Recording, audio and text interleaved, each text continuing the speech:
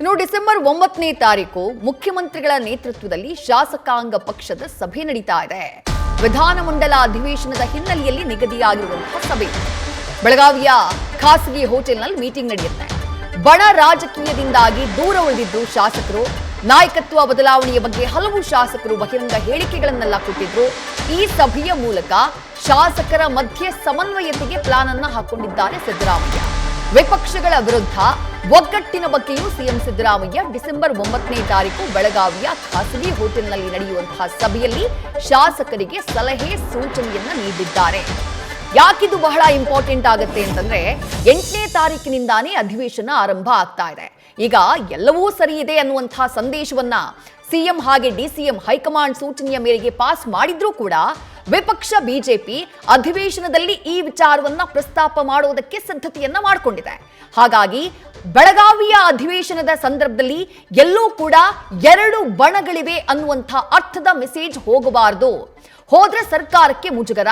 ಆ ಕಾರಣಕ್ಕಾಗಿನೇ ಶಾಸಕಾಂಗ ಪಕ್ಷದ ಸಭೆಯನ್ನ ಕರೆದು ಯಾವ ರೀತಿ ವಿಪಕ್ಷಗಳನ್ನ ಎದುರಿಸಬೇಕು, ಶಾಸಕರ ನಡೆ ಯಾವ ರೀತಿಯಾಗಿರ್ಬೇಕು, ಒಗ್ಗಟ್ಟಾಗಿ ಯಾವ ರೀತಿ ಹೋಗಬೇಕು, ಆ ಸಲಹೆಯನ್ನ ಸಿದ್ದರಾಮಯ್ಯ ಅವರು ನೀಡಲಿದ್ದಾರೆ. ಇನ್ನೂ ಒಂದು ರೀಸನ್ ಏನು ಅಂತಂದ್ರೆ, ಈಗ ನಿನ್ನೆ ಮಂಗಳೂರಿನಲ್ಲಿ ಏನಾಯಿತು ಅನ್ನುವುದನ್ನ ಇಡೀ ರಾಜ್ಯ ನೋಡಿದೆ.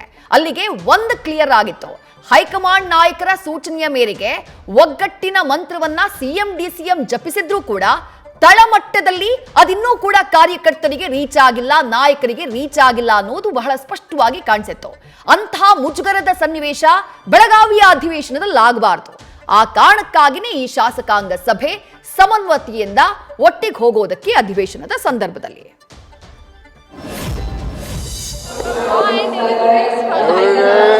You are making a news which doesn't have any strength. No strength. Did you meet the High Command, sir? Did you meet the High Command? Only manage.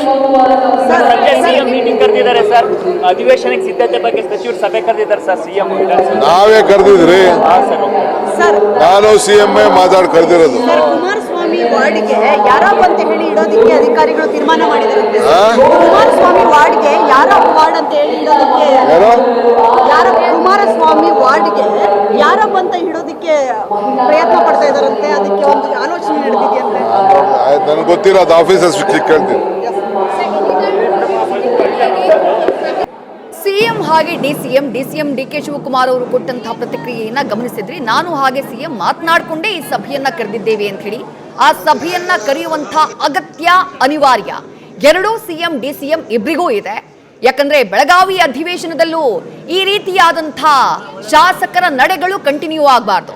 ಎರಡು ಬಣ ಇಲ್ಲ ಅಂತ ಅವ್ರು ಎಷ್ಟೇ ಹೇಳಿದ್ರು ಕೂಡ ಕಳೆದ 10-15 ದಿನಗಳಲ್ಲಿ ಎರಡು ಬಣಗಳು ಎಷ್ಟು ಸ್ಟ್ರಾಂಗ್ ಆಗಿದ್ದಾವೆ, ಎಷ್ಟು ಅಪೋಸಿಟ್ ಆಗಿ ನಿಂತಿದ್ದಾವೆ, ಅವರ ಅಭಿಲಾಷೆಗಳು ಏನು ಅನ್ನೋದು ರಾಜ್ಯದ ಜನರಿಗೆ ಗೊತ್ತಾಗೋಗ್ಬಿಟ್ಟಿದೆ.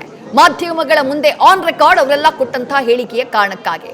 ಹಾಗಾಗಿ ಒಗ್ಗಟ್ಟಿನ ಸೂಚನೆಯನ್ನ ಹೈಕಮಾಂಡ್ ಕೊಟ್ಟಿರೋದ್ರಿಂದ ಅಧಿವೇಶನದ ಸಂದರ್ಭದಲ್ಲಿ ಯಾವುದೇ ಮುಜುಗರ ಆಗಬಾರದು ಅನ್ನುವಂತಹ ಕಾರಣಕ್ಕಾಗಿ 9ನೇ ತಾರೀಕು ಶಾಸಕಾಂಗ ಪಕ್ಷದ ಸಭೆಯನ್ನ ಬೆಳಗಾವಿಯ ಖಾಸಗಿ ಹೋಟೆಲ್ನಲ್ಲಿ ಕರೆಯಲಾಗಿದೆ.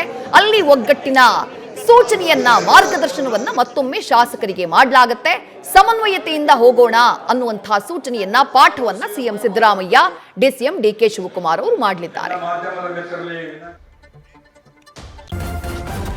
ನ್ಯೂಸ್ ಫಸ್ಟ್ ನಿರ್ಭೀತಿಯಿಂದ ನಿಮ್ಮ ಪರವಾಗಿ.